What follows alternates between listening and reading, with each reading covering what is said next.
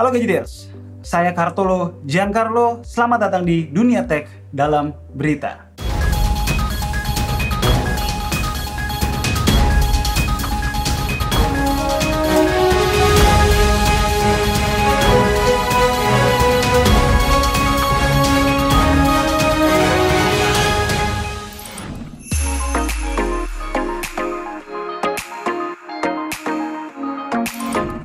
Pengguna smartphone di tanah air sedang berkabung. Kenapa? Karena status jaringan 5G di Indonesia kembali kurang jelas. Kemenkominfo membatalkan lelang frekuensi 2,3 GHz yang tadinya akan dipakai untuk jaringan 5G. Padahal sebelumnya sudah ada 3 operator yang kebagian jatah alias menang lelang. Tri, Smartfren, dan Telkomsel. Indosat dan XL selain sudah gagal duluan dari sisi administrasi, mereka lebih berminat dengan frekuensi 5G lainnya karena lebih optimal. Kembali lagi, alasan pembatalan ini kalau kata Humas Kominfo, mereka ingin mengevaluasi ulang proses seleksinya supaya lebih sejalan dengan peraturan pemerintah mengenai penerimaan negara bukan pajak. Pertanyaan saya, bagaimana caranya ketika sudah keluar menang, lalu seolah baru sadar bahwa ada hal-hal yang tidak selaras dengan kebijakan pemerintah? Apakah artinya persiapan seperti biasa kurang matang? Ujung-ujungnya kita semua sebagai rakyat dan konsumen seperti kena PHP. Di sisi lain kita akan ketinggalan sama negara-negara lain yang sudah duluan start menggunakan 5G. Singapura misalnya, dari tahun lalu sudah mulai diluncurkan 5G-nya secara perlahan. Kami tahu 5G walaupun sudah up pun tidak akan langsung maksimal. Namun, kalau belum terjun sama sekali juga, kita tidak akan tahu apa kendalanya dan apa yang harus di-improve.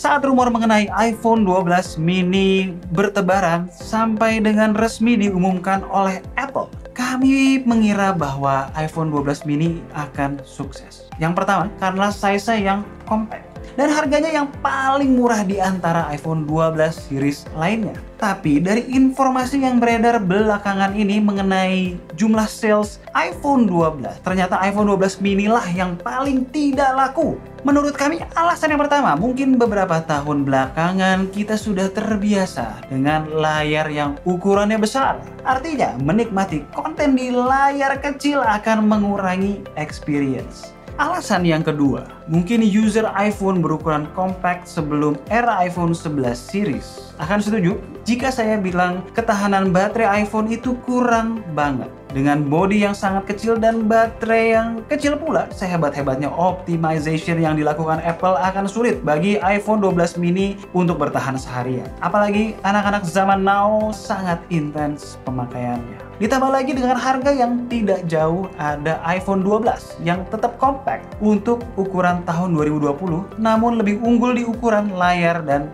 baterai. Jangan lupa jika budget pas-pasan masih ada iPhone SE, iPhone 11, dan iPhone XR yang juga dijual Apple secara langsung. Jadi alasan untuk membeli iPhone 12 mini semakin kecil. Jika trennya seperti ini, kami rasa tidak akan ada iPhone 13 mini. Bisa jadi nanti bodi iPhone 12 mini dipakai Apple untuk iPhone SE 2022 atau 23.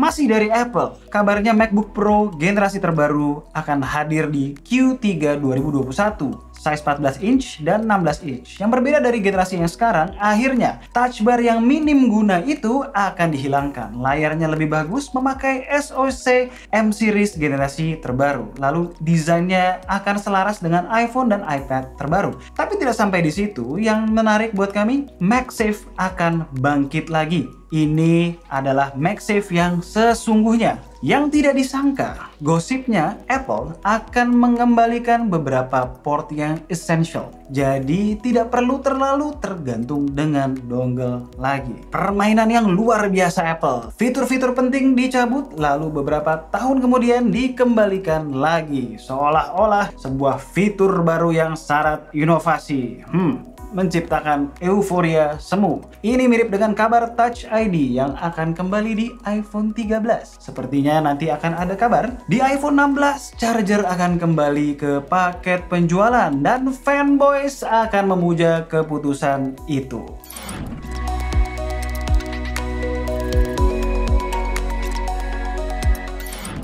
Dari benua Amerika kita melipir dulu ke benua Asia. Sony akhirnya meresmikan kamera mirrorless flagship mereka, Alpha One.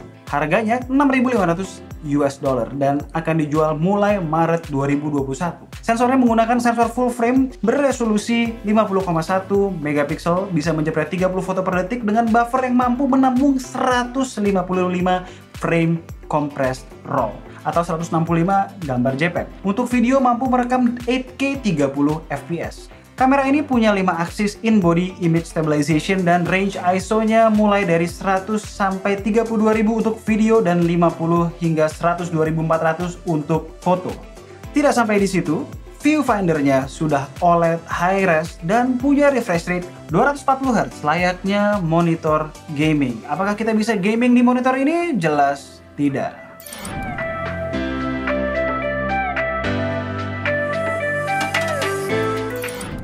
Dari judulnya saja kalian bisa lihat bahwa ini adalah berita tentang Nothing. Dari company Nothing, isinya juga mudah-mudahan tidak Nothing. Jadi ternyata Nothing ini adalah sebuah perusahaan baru karya co-founder OnePlus yang namanya ternyata Nothing. Ya, Anda benar. Carl Pei, dia menciptakan sebuah perusahaan baru bernama Nothing. Dari namanya sudah nyeleneh sekaligus unik. Pei sendiri belum menginformasikan produk apa yang akan dikembangkannya. Tapi yang jelas jenisnya smart device. Yang nantinya sepertinya akan membentuk sebuah ekosistem baru. Melihat track recordnya di OnePlus, sangat menarik untuk ditunggu produk pertama dari Nothing. Mudah-mudahan bisa langsung head to head dengan OnePlus dan bukan sekedar Nothing.